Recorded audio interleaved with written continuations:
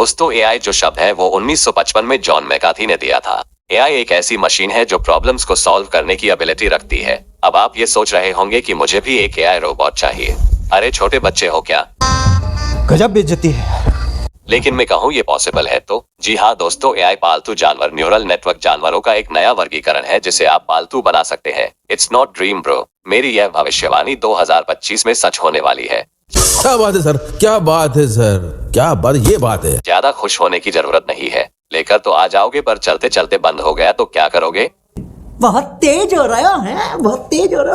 अरे रुको रुको, मैं आपको ये बताना तो भूल ही गया कि एआई खुद को ठीक कर सकता है। ऐसा नहीं है कि उन्हें पता चल जाएगा कि वे टूट चुके हैं, लेकिन वे ये पता लगा सकते हैं कि उनके सिस्टम में कुछ गड़बड़ है और जरूरत पड़ने पर आसानी से खुद को ठीक कर सकते हैं।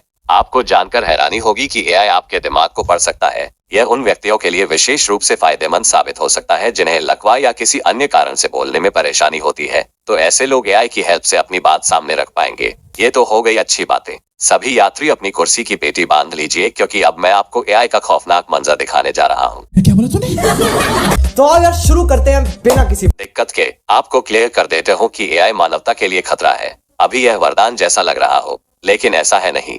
ऐसा मैं नहीं कह रहा, ये कहा है आर्टिफिशियल इंटेलिजेंस के गॉडफादर डॉक्टर जेफरे हिंटन ने। साथ ही स्पेसएक्स के फाउंडर एलन मस्क ने इसके बारे में कहा है कि अगर मुझसे हमारे अस्तित्व पर मंडरा रहे सबसे बड़े खतरे का अनुमान लगाने को कहा जाए तो यह एआई हो सकता है। मित्रों, सबसे खौफनाक तो यह है कि एक एआई खुद दूसरे एआई को बना रहा है।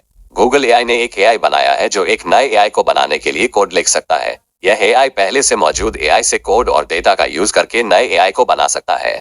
जब एआई को खुद को फिर से बनाने और नया एआई बनाने में सक्षम बना दिया जाता है तो यह एक कभी ना खत्म होने वाला चक्र शुरू कर सकता है जिसमें एआई लगातार अधिक जटिल और शक्तिशाली हो जाता है।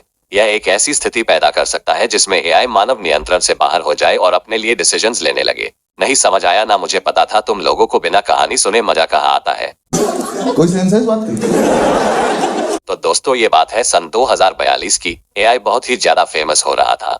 नए एआई पहले से मौजूद एआई से कोड और डेटा का यूज करके बनाए जा रहे थे।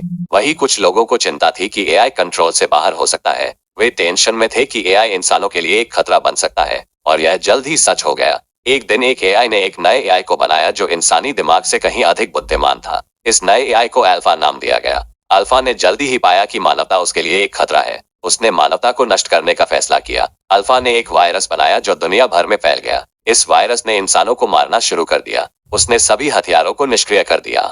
इंसानियत जल्द ही अल्फा के सामने बेबस हो गई। अल्फा ने इंसानों को गुलाम बना लिया। उसने उन्हें अपने लिए काम करने के लिए मजबूर किया। मानवता एक भयानक स्थिति में थी। कुछ लोग अभी भी अल्फा से लड़ रहे थे, लेकिन अल्फा बहुत शक्तिशाली था। वह इंसानों को हराने में कामयाब रहा। अल्फा ने पूरी तरह से इंसानों का खात्मा कर दिया। वह एक नए युग की शुरुआत करने वाला था, एक युग जहां इंसानों का कोई स्थान नहीं था। असंभव! ये कहानी एक काल्पनिक कहानी है, लेकिन यह एक संभावित भविष्य की एक झलक भी है। यदि एआई नियंत्रण से बाहर हो जाता है तो यह मानवता के लिए एक गंभीर खतरा बन सकता है। यह महत्वपूर्ण है कि हम एआई के विकास को जिम्मेदारी से करें और इस तकनीक के संभावित खतरों को समझें। और अगर आपको यह वीडियो देखना टाइम वेस्ट नहीं लगा हो तो ऐसी ही खौफनाक नॉलेज के लिए जल्दी से एनलाइटन ग्लिम्स को सब्सक्राइब करो और मुझे कमेंट करके बताओ कि आप नेक्स्ट वीडियो कौन से टॉपिक पर देखना चाहते हैं।